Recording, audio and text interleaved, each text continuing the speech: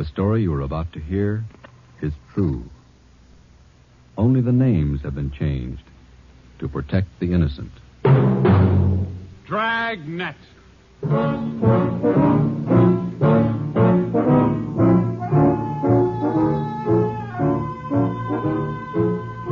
Dragnet, the documented drama of an actual crime, investigated and solved by the men who unrelentingly stand watch on the security of your home, your family, and your life. For the next 30 minutes, in cooperation with the Los Angeles Police Department, you will travel step by step on the side of the law through an actual case from official police files. From beginning to end, from crime to punishment. This is the story of your police force in action. Dragnet.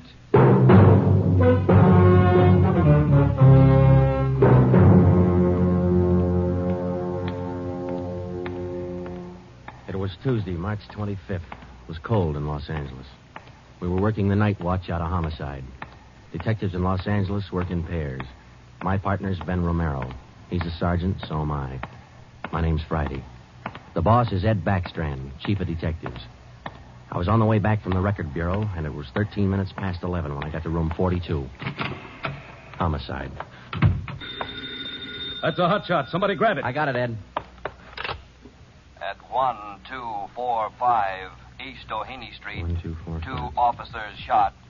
At 1245 East Doheny Doheny Street, Street. 2 officers. Shot. What have you got, Friday? Read it. 2 officers shot. Where's Romero? Right here, Skipper. Okay, you've got one to roll on. Get going.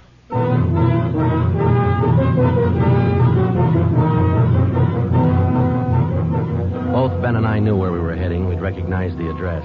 It was the Trapdoor Cafe, a joint in the south end of town that did business with a pretty rough crowd. 13 minutes later, we pulled up in front. 2 patrolmen had the crowd pretty well pushed back. There was a cruiser car in front of the cafe. The car door was open, and an officer was sprawled across the seat. He was conscious but weak, and one of his pant legs was pretty red. Hello, Sarge. Hi, how you doing? I've done better. Yeah, well, what happened? Williams and I were cruising.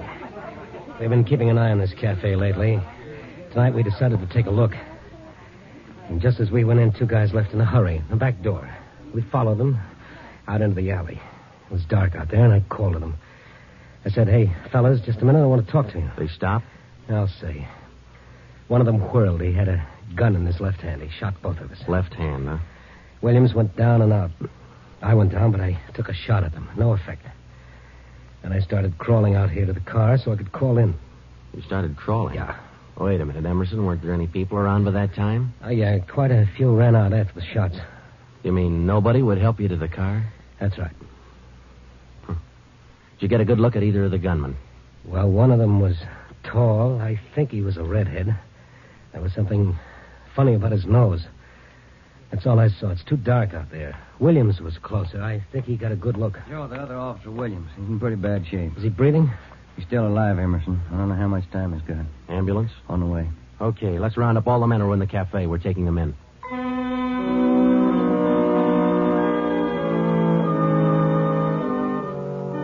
We took all the men back to the city hall. There were 23 in the Trapdoor Cafe at the time of the shooting. We questioned all of them. One of them said there had been a redhead in the place, but he couldn't describe him. Ben and I left the interrogation room, and we went back to the squad room. Friday, Romero. Got a minute? Yeah, Ed. Come on, Ben. Sit down. Okay. You get anything from those people you questioned? Nothing we could use. How's Williams? Pretty bad. When do they operate? As soon as he comes out of shot. Probably in the morning. You boys will be there. Yeah, we will. When the surgeon digs that slug out, get it and mark it for evidence. Yeah. Skipper, them 2 men shot without asking any questions. They must be hot. Yeah. Same thing occurred to me. When we get that slug, the ballistics can tell us whether that gun's been used on other jobs. We got enough of their modus operandi to have the statistician give us a run-through on the IBM now. One of them is left-handed, and he shoots quick. Okay, be in surgery tomorrow morning at 9.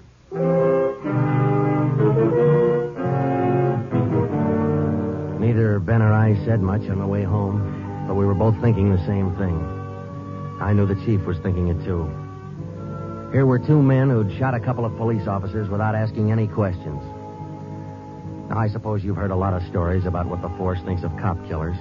Sure. We don't like to lose our friends and partners any better than anybody else would. Why not figure it this way? If these two guys would gun a couple of armed police officers, do you think they'd hesitate to shoot you, the unarmed citizen?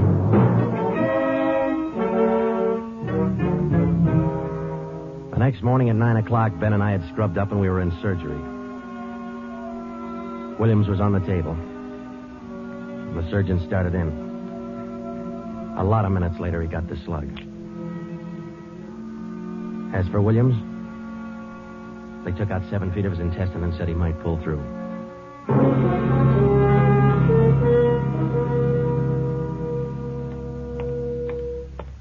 Joe, here's the report from ballistics. The slug they took out of Williams come from a .44 Smith & Wesson. The same gun was used in a liquor store killing about a month ago. You call the statistician? Yeah, She's running all the cards on previous shooting through the IBM machine. She ought to be through about now. Let's take a look. Okay, come on. Hi, Helen. Just a second. Okay.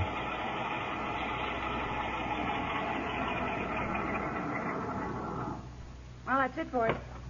These cards will give you all the shootings pulled by 2 men on foot who shot quick, one of them left-handed. Right. They're all yours. You sure can't tell a lot from just a bunch of little holes in these cards, can't you? I can't, but this IBM machine can. It never ceases to amaze me. Okay, shall we check the cards, huh? Yeah, sure.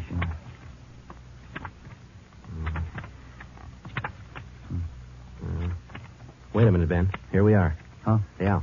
Here's that liquor store killing ballistics tied the Smith & Wesson in on. Same gun that Emerson Williams was shot with? Well, it checks out. The liquor store was in the same neighborhood as the Trapdoor Cafe. Same gun, huh? Got to be. How long ago? A month ago, yeah. Ben, take the DR number off this card and let's pull the crime report on that job.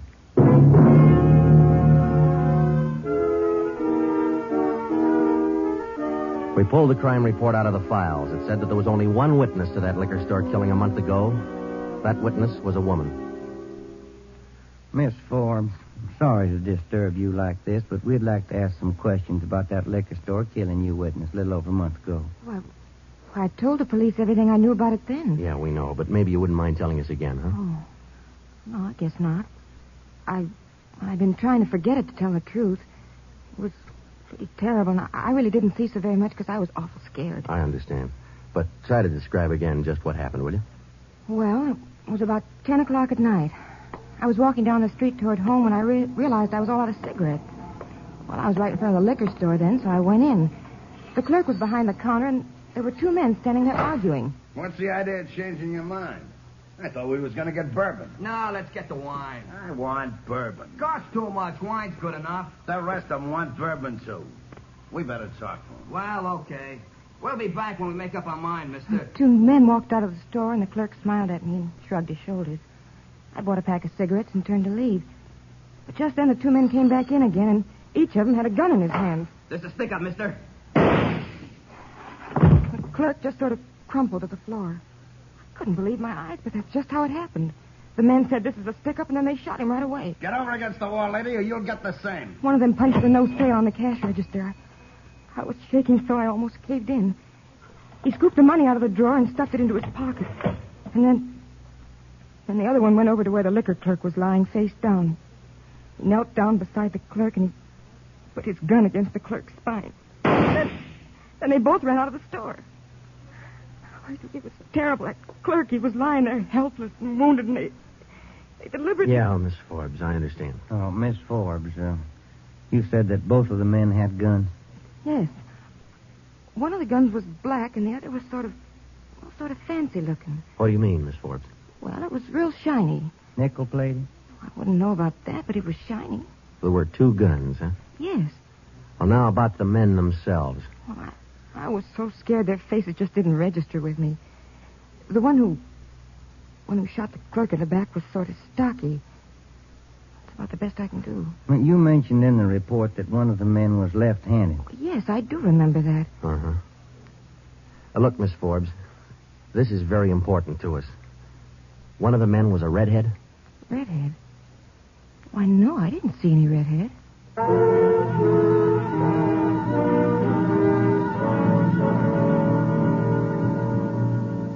Skipper, me and Joe's run right smack into a stone wall on this thing. What's the complication? Well, there's more than one, Ed.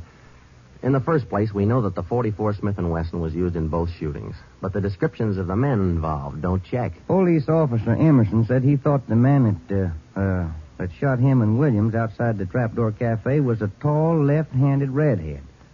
Said there's something funny about his nose. You think Williams got a better look at him? Well, he probably did, but Williams isn't strong enough to talk yet. And a girl that witnessed the liquor store killing a month ago said that one of those men was left-handed. But she said neither of them was a redhead. And on top of all that, now we've got 2 guns to worry about. The girl mentioned 2 guns, so we checked the autopsy report on that liquor clerk. And, Ed, the bullet that actually killed him came from a .32-20, not a .44 Smith & Wesson. That fact didn't get any publicity at the time, did it? No, it didn't. Okay. We won't give it any publicity now either. With a lot on, it's just the .44 Smith & Wesson we're after. Because if whoever owns the .32-20 finds out it's hot, we'll never get it. Anything else? Well, we sent teletypes to all outlying stations in neighboring cities. Told them if they get any red-headed suspects, no matter what charge they got them on, to hold them for questioning. Yeah. Now, how about this .32-20, the actual murder weapon? Any leads on it? We've got one, Ed. We've been checking the records, and we discovered that 4 hours after the liquor store killing, a taxi driver in the neighborhood was shot and robbed. Slug was pretty well mashed, but there was enough to tell it was from a .32-20. So we're going over to question the taxi driver now. Good. Well, I think you boys are on the right trail. So far, what we've got is mostly unrelated facts, but sooner or later, those facts have all got to tie in at some point along the line. Find that point. Yeah,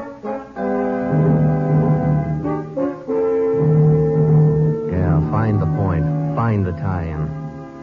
Well, Ben and I went over to see the taxi driver, a guy who was living on borrowed time. Yeah, it was about 2 o'clock in the morning when it happened. I got a call to pick up a fare near 105th and Avalon, you know. Yeah. Mm-hmm. Well, I got there. Somebody came over, pulled open my cab door, and said, "This is a stick-up." Then Bluey, he let me have it.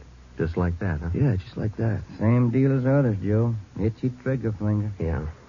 Did you get any kind of a look at the fella? No, it's too dark. Uh-huh. Hey, according to the report, you got shot in the chest. Yeah, that's right. Oh, you're maybe wondering how come I'm still alive, huh? I'll tell you, pal, it's like something you'd see in a bad movie, you know? I'm carrying a few silver dollars with me, 9 of them to be exact. So I decided to stick them in my breast pocket. Well, mister, that just saved my life. The slug hit them silver dollars. It's one for the book, huh? Yeah, you said it. Well, thanks very much. Say, incidentally, we had a little trouble finding you today. You weren't at the stand you operated out of last month. Well, look, I'm not only not at my usual stand, I'm not driving a hack no more. Oh? Look, after what happened, are you kidding? No, I don't want to push my luck any further than it's been pushed. Yeah, I figure I had it, you know?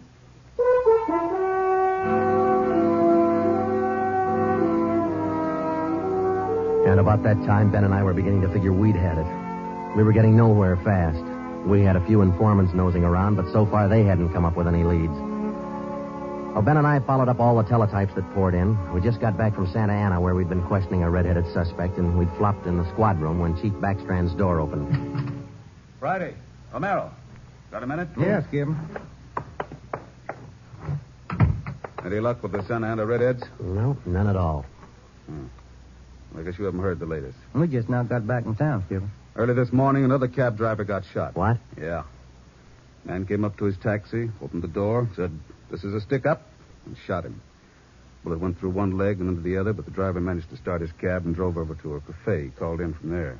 Boys recovered the slug? Yeah. It came from the same .44 Smith & Wesson that was used in the other 2 jobs. The cab driver get a look at the gunman? Yeah, briefly. Was it the redhead? No. Well, the stocky guy. He wasn't redheaded and he wasn't stocky. That's all the driver knows. Well, that's great. Skipper, this is beginning to sound like a Guns a Month club. You reckon somebody's renting them guns out? Well, they're passing the guns around all right, but I think they're working together. The way they operate indicates that. Yeah, the trigger-happy routine. Killing is apparently more than a business to them. It's pleasure, too. That's why we've got to get to them fast. Come over here. All right. Come on, Ben. Here. Take a look at this map. Uh-huh.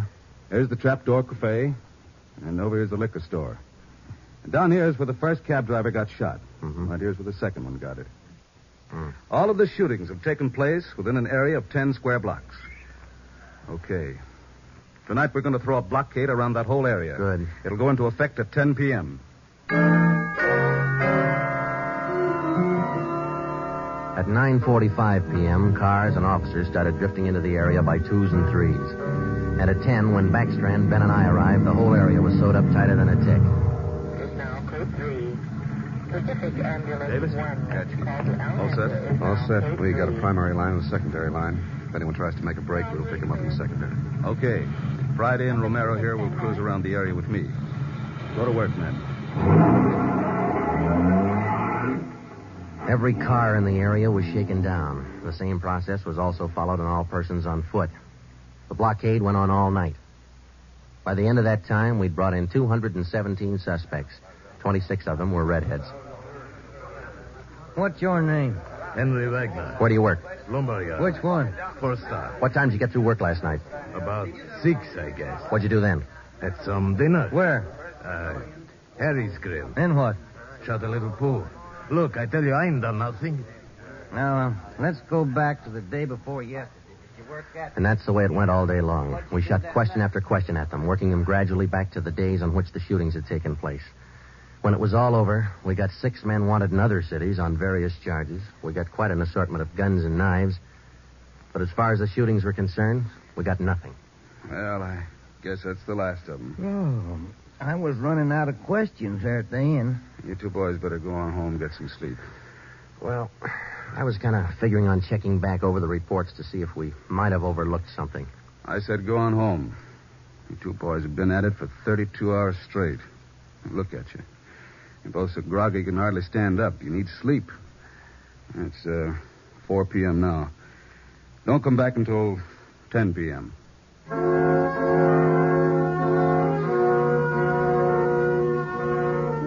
When I walked into the squad room at 10, Ben was already there. An informant had just phoned in a new lead. He told Ben he'd heard about a gang that had been hanging out down around the DeVere bungalow court in the south end of town. We knew that the DeVere was close to the Trapdoor Cafe, so we went over to talk to the manager. Joe, I've been meaning to ask you. You checked on how Williams is getting along? Yeah, I did. I called the hospital this afternoon. It's going to be all right. Oh, that's fine. Well, here we are. Yeah, manager's office. Still got a light on. Yeah? I'm Sergeant Friday, police. This is Sergeant Romero. Yeah? We'd like a little information. Why, sure. Come in. Thank you. What can I do for you? Well, did you hear anything about a gang that hangs out down around here anywhere? Gang? Why, no. How about your tenants here? Any of them ever been in trouble, to your knowledge? No.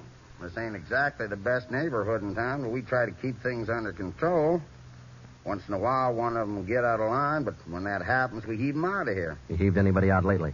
Yeah, I did. Fellow and his wife, a few weeks ago. They had a fight in one of the bungalows. She took a shot at him, but she missed. Party by the name of Stuba, Carl Stuba. What did this Stuba look like? Oh, sort of tall, skinny. Was he a redhead? No. Now, we'd like to take a look at that bungalow that he lived in. Sure. Help yourselves. Down the end there, number 5. Still vacant.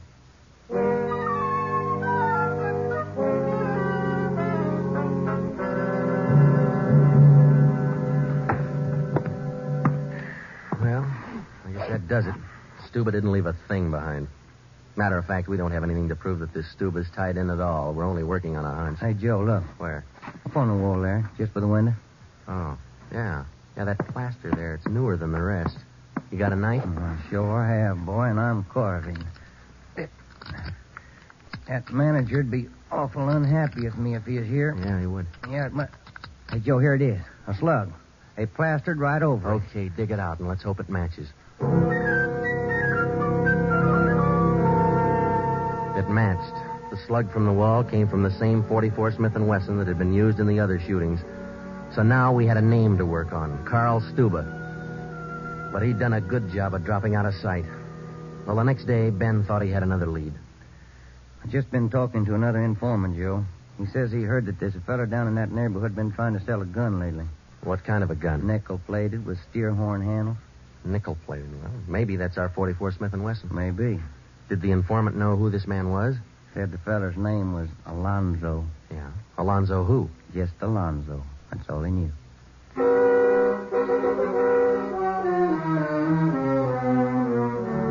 So now we had 2 names, Stuba and Alonzo, but no men to go with them. So we went back to making our rounds of the substations, interviewing red-headed suspects. We took a few of them to Williams, who was home from the hospital by now, but he couldn't identify any of them as the man who shot him. Still, we kept checking. Finally, we got around to the 77th Street station. We questioned the suspects they were holding there, and we just started to leave when one of the officers called us. Hey, Sarge, Yeah. we're holding somebody else you might want to look at. Redhead? No. What's the charge? Suspicion of burglary. Small job. Oh, I don't know. What do you think, Ben? What's special about him? He lives in the same neighborhood where those shootings took place. All right. Where you got him? Down here. Did he admit anything? No. He's pretty surly. Here we are. Thanks. Hi. What do you want? I'm Sergeant Friday. This is Sergeant Romero. We'd like to ask you a few questions. Look, I already told the other cops all I know. I didn't steal no radio from that jerk. What's your name? We've been through all that once. Come on, what's your name? Jackson. Alonzo Jackson. Alonzo. I looked at Ben, and Ben looked at me. This could be the Alonzo. This could be the Alonzo. Smith & Wesson. Ben and I both knew here was one suspect we'd have to be real careful with. Alonzo, according to the records, this burglary you're suspected of took place on the night of the 27th. Look, how many times do I have to tell you guys they didn't have anything to do with it? You got an alibi for that night? Sure, I got an alibi. I was out with a couple of friends, I can tell you. What's your friends' names, Alonzo? One of them's Crandall, the other Stuber. Stuber, the guy who used to live in the bungalow court. Well, we told Alonzo he'd have to produce his two friends to give him an alibi for the burglary charge, and he bit. He went with us, and he pointed out where Stuber was living now. No wonder we hadn't been able to find him. There was a little shack at the back of a lot behind two houses. We thought it was a chicken coop at first. We took Alonzo back to the station, then we picked up Stuber. He was surprised to see us and not very happy. We took him in. Next, Alonzo gave us Crandall's address.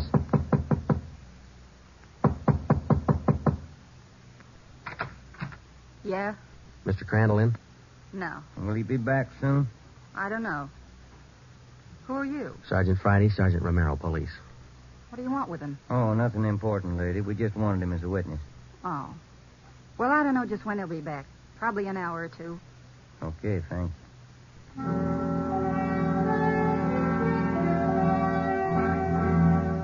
We went down the street away, and we staked out in the car. We sat there for about 5 hours, and then Ben nudged me in the ribs.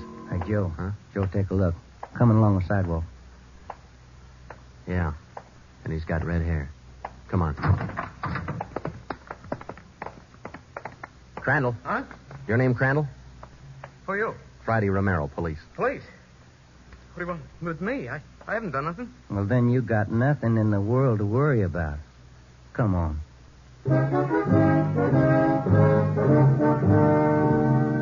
We questioned Crandall for an hour, but he wouldn't give an inch. Denied everything. Then we put him in a car, and we drove over to Officer Williams' house. I left Ben in the living room with Crandall while I went in Williams' bedroom. Hello, Sarge. Hi, Williams. How you doing? A little better, I think. That's fine. Look, we've got another redhead outside. Bring him in. Okay. All right, Crandall, come on in here. Who's in there? Why'd you bring me over here? Come on in here.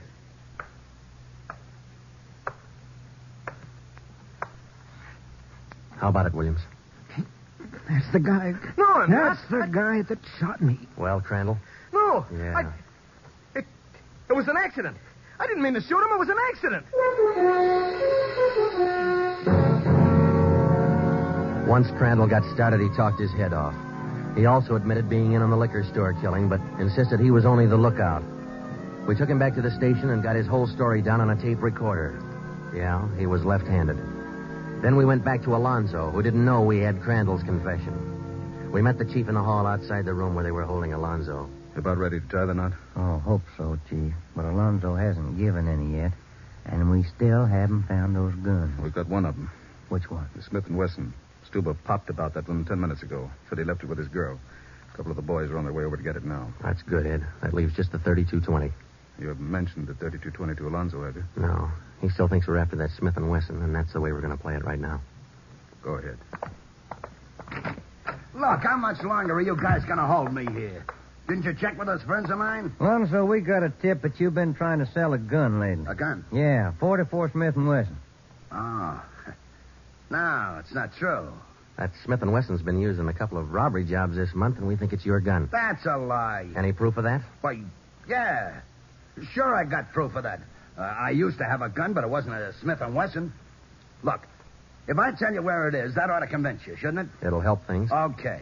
I sold it to a neighbor of mine. He gave me $7. I'll give you his address. You sure it's not a Smith & Wesson? Sure, I'm sure. It's a 3220.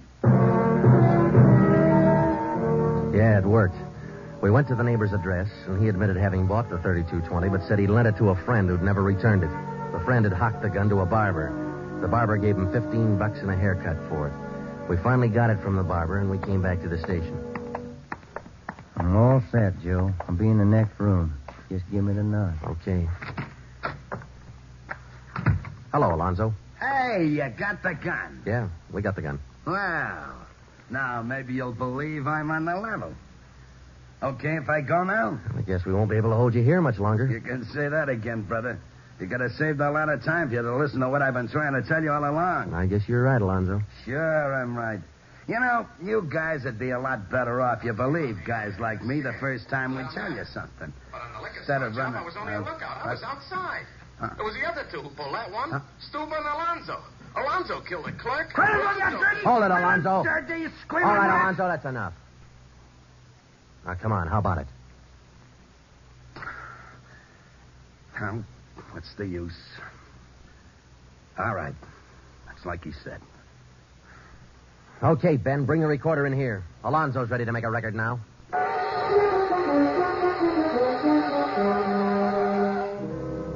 By playing back Crandall's statement that we'd recorded earlier, we got a full confession from Alonzo. We took the three of them out and had them reenact the 4 shootings, and we photographed it on sound film. Crandall, the redhead, was the one who'd shot the 2 police officers, but he was only the lookout for the liquor store killing, which explains why the girl witness didn't see him in the store. Stuba and Alonzo were the ones who pulled that job, and Alonzo, the worst of the bunch, was the one who put the 3220 against the spine of the wounded clerk. The 3 of them took turns at shooting the cab drivers and robbing them. That accounted for the mixed-up descriptions, including all that left-handed business. 2 of the 3 suspects happened to be left-handed. Well, that was the crop. Crandall, Alonzo, Stuba. 4 shootings, 3 robberies, 4 attempted murders, 1 murder. The 3 men were tried and convicted. They're all in the state penitentiary. Crandall's there for life. Alonzo and Stuba, they'll be executed next week. File it, will you, Ben?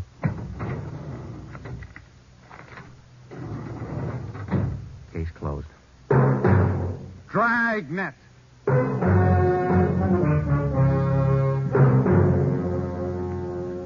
The story you have just heard was true. Only the names were changed to protect the innocent.